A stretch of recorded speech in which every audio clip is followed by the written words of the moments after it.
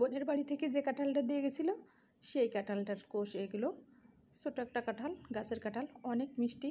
আসলে বাড়ির জিনিসের স্বাদ একটু বেশিই হয় এবং কোষগুলো দেখেই তো পরাণ জোড়ায় যাচ্ছে, অনেক মজার ছিল। আর এটা আমার ছেলে এনেছিল বাজার থেকে। প্রথম দিন তো অনেক রেগে গেছিলাম, এত বড় কাঁঠাল, তারপরে সাদা, তারপরে কাঁচা কাঁচা ছিল, মিষ্টি লাগতেছিল না। পরে কিন্তু মিষ্টি লাগছে, পরের দিন খেতে ভালোই লেগেছিল। এটা কাঁঠালের গোছ, এটা আমি আজকে ভর্তা করব। ছোটো ছোটো করে কেটে নিয়েছি আর এক টুকরো মাংস দিয়েছি। এটা প্রেসার কুকারে সিদ্ধ করে নিব, যেহেতু শক্ত বাটতে হবে, তো প্রেসার কুকারে সিদ্ধ করে নিলে বাটতে ভালো হবে।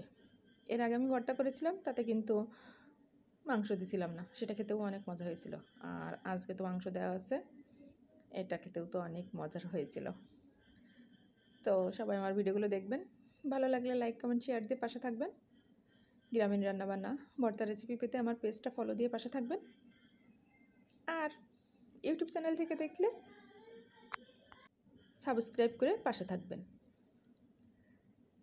এই যে আমার বাটা হয়ে গেছে, এটা আমি আরেকবার মিহি করে বেটে নিচ্ছি।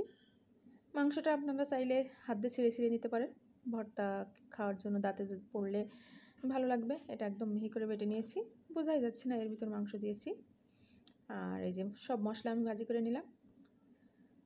এখানে আমি মাংস রান্না করতে যত মশলা দিই সব মশলা দিয়েছি, দিয়ে এটা আমি ভাজি ভাজি করে নেব। যে কোনো ভাজি ভর্তা আমার কাছে একটু শুকনো শুকনো হলে ভালো লাগে, ভাজিটা হলে একটু কড়া ভাজি আমি পছন্দ করি। এটা ভাজি করে নেব, যতক্ষণ না সুন্দরভাবে ভাজি হবে ততক্ষণ আমি ভাজি করে নেব। তো যারা এটা ট্রাই করেননি, ট্রাই করে দেখতে পারেন, কারণ ভালো কিছু খেতে গেলে কিন্তু একটু কষ্ট করতে হয়। আর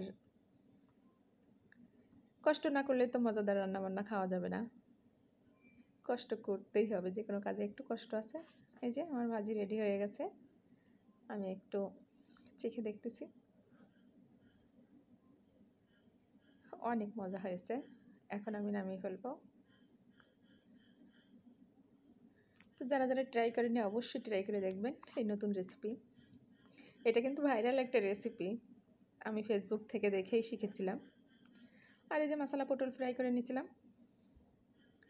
এটাও কিন্তু আমাদের পরিবারে সবাই পছন্দ করে, আমার মেয়ে বাদে। আমার মেয়ে পটল খায় না।